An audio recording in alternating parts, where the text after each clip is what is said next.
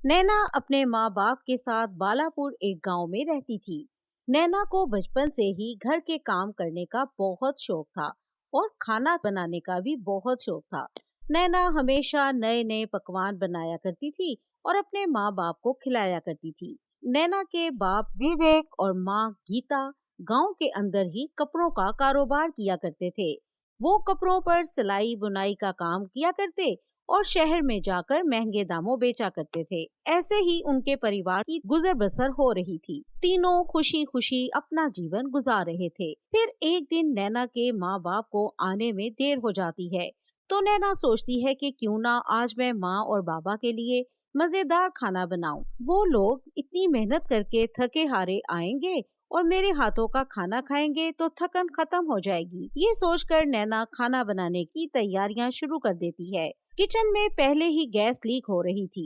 इस बात से अनजान नैना माचिस से चूल्हा जलाती है और चूल्हा जलते ही पूरी रसोई में आग लग जाती है। आसपास के लोग जैसे तैसे करके नैना को रसोई से बाहर निकालते हैं, पर अब नैना बुरी तरीके से जल चुकी थी। कुछ दिनों बाद जब नैना हॉस्पिटल से घर आती है, तो खुद को शीशे में देखकर पास में रखी हुई परफ्यूम की बोतल से शीशे को तोड़ देती है। तभी विवेक और गीता घबराते हुए आते हैं। ये क्या हो गया माँ? मुझे तो अपनी शक्ल देखते हुए घिन आ रही है। अब मैं ऐसी बदसूरत सी शक्ल को लेकर बाहर कैसे जाऊंगी? लोग तो मेरा मजाक बनाएंगे। नहीं मेरी बच्ची, ऐसा बिल्कुल भी नहीं होगा। तुम बस हिम्मत से काम लो। ऐसे घबराने से काम नहीं होने वाला। तुम्हें अपनी पहले वाली जिंदगी दोबारा से जीनी होगी। अब तुम ज्यादा मत सोचो, स्कूल जाने के लिए तैयार हो जाओ।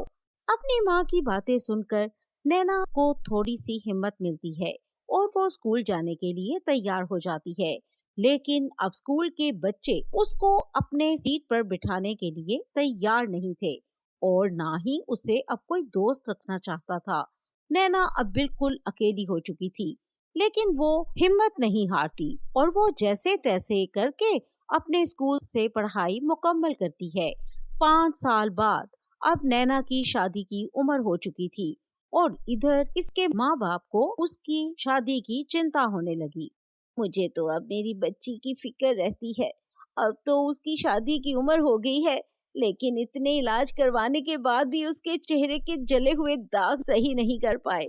पता नहीं मेरी बच्ची की किस्मत में आखिर क्या लिखा है। अरे तुम इतनी फिक्र मत करो, हमारी बच्ची इतनी समझदार है, उसकी बहुत अच्छे और प्यारे परिवार में शादी होगी। आप कहते हैं तो मैं मान लेती हूँ। अरे हाँ, एक बात तो बताना भूल गई। आपके जो शहर वाले दोस्त है ना, उनका फोन आया था। वो अपने बेटे के लिए हमारी नैना को देखना चाहते हैं। अगले दिन नैना को देखने के लिए उसके दोस्त आ जाते हैं।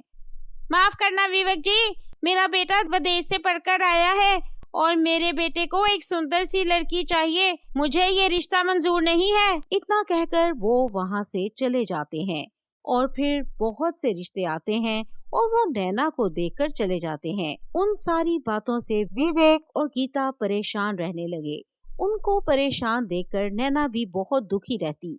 एक दिन की बात है, नैना के घर के बाहर एक बूढ़े बाबा आवाज लगा रहे थे। अरे कोई यहाँ है जो ऐसा बूढ़े की आवाज सुन पा रहा हो? नैना घर से बाहर जाती है और कहती है, क्या हुआ बाबा, आपको कुछ चाहिए? मैं 2 दिन से कुछ नहीं खाया, क्या तुम मुझे खाने के लिए कुछ दे सकती हो? हाँ बाबा, आप मेरे घर आइए, मैं आपको खाना देती हूँ। बाबा ने पेट भरकर खाना खाया और बोला, मैं तुम्हारे हाथ का खाना खाकर बहुत खुश हुआ हूँ। तुम इसके बदले एक इच्छा पूरी करवा सकती हो। बोलो, तुम्हें क्या चाहिए?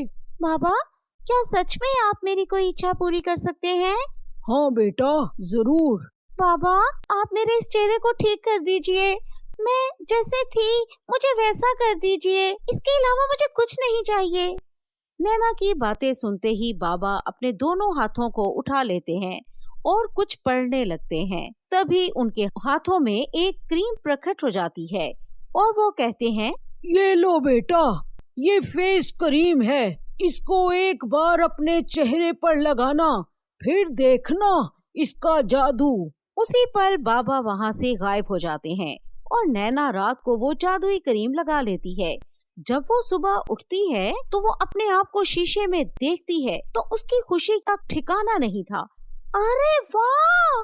मेरा चेहरा पहले से तो ज्यादा खूबसूरत दिखने लगा है। माँ, पापा, देखिए ना, मेरा चेहरा पहले से भी ज्यादा सुंदर हो गया। खुशी के मारे नैना डांस करने लगती है। उसको इतना खुश देखकर उसके माँ बाप भी खुश हो जाते हैं।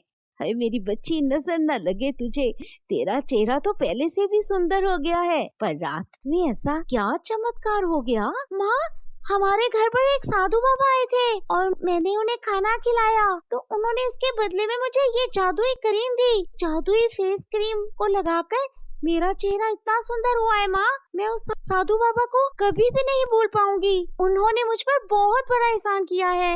हाँ मेरी बच्ची, ऐसे बाबा नसीब वालों को मिलते हैं। अब नैना की जिंदगी में कोई दुख नहीं रह गया था। उसकी शादी एक बहुत बड़े बिजनेसमैन से हो जाती है और वो खुशी खुशी अपनी जिंदगी बिताने लगती है।